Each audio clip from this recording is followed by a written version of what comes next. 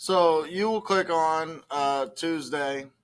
We're looking at orthographic projection number 1. You can read through this and stuff. There's a video here showing Mr. Bailey going through it. There will be a video of me going through it here in just a moment. But this is what you're making. We're going to sketch the top view, the front view, and the side views. We want to label the top, the front, and the side views. Using this graph paper, first thing you're going to do is click and change the color to black. You're then going to change the width to 4. Always start with the front view. The front view would be this little L shape here. Mr. Bailey has already given us a picture of it here. It should look like this when we're done.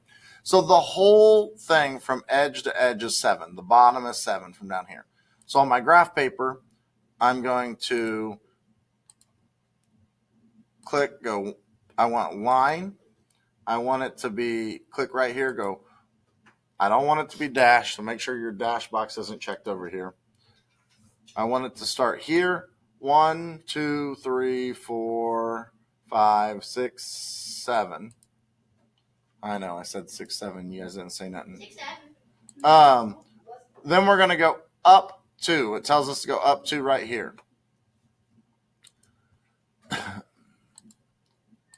So up 2.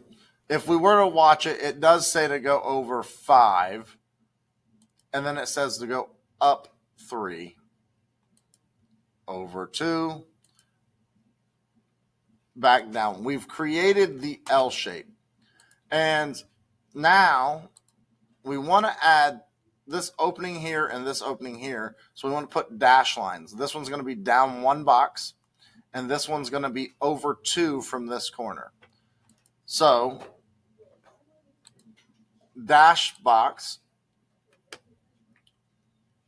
it's down 1 box, so we want it to go here.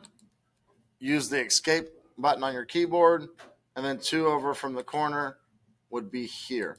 This is the front view. So the text we'd type underneath of it, we'd type in front. Now we want to do the top view or the side view. Doesn't matter which one you go with, but I'm going to do the top view next. The top view next comes up, and we want, which would be this little box, this rectangle, and then this like kind of like C shape. We've been given some instructions here. I know that this bottom line has to be 7 because it tells me right here that it's 7. So that bottom line I can draw and go 7. Then if I look, it goes up 2, in 3. I know it's 3 because from here to here is 4, so this piece from here to here has to be 3. Then up 1, back out 3, up 2, back to our starting spot, and then straight down. That's what I'm going to do first. So I skip 2 boxes. I click, I make it this undashed. Skip 2 boxes. I'm going to make it 7. It goes up 2, back 3, up 1, back out to 3, and then it goes up 2, all the way back to the 7, and then straight down, and we're reconnected. Now, I'm not done with the top view. I have to click 2 boxes in. I have to draw this straight line, and then 1 box down that line, and then 1 box up that line. So on the graph paper, I'm here, straight line, escape tool, 1 box down, escape tool, 1 box up, escape tool. This is the top view. Again, this is the top view. I want to make sure that when I'm doing this, that I'm lined up this edge and this edge. Otherwise, I'm going to be wrong. Now I want to start the side view. And if I go look at the side view is going to be this little U shape here and these 2 boxes here. There is a skinny rectangle right there. So it would be up 5 over 1, down 1, over 3, up 1, over 1, down 5. And then back to the connection. Skip 2. Make sure we're not dashed. We're going to go start here, up 5, over 1, down 1, over 3, up 1, over 1, down 5, over 5. Then going back to this, we have a straight line going across here.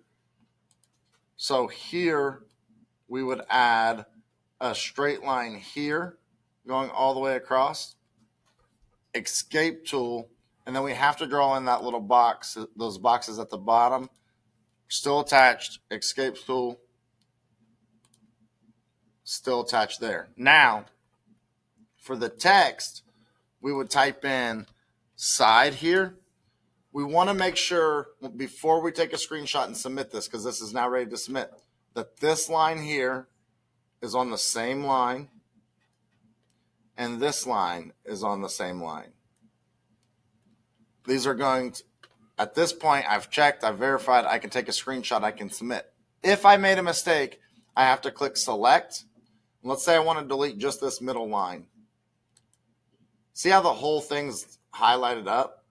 Make sure you click splice, then click that line again. Now I can click remove and it'll delete just that little piece. If you try to delete it when it's all highlighted, it'll erase the whole thing and you'll have to start over. That is your assignment. This is the answer to orthographic projection number 1.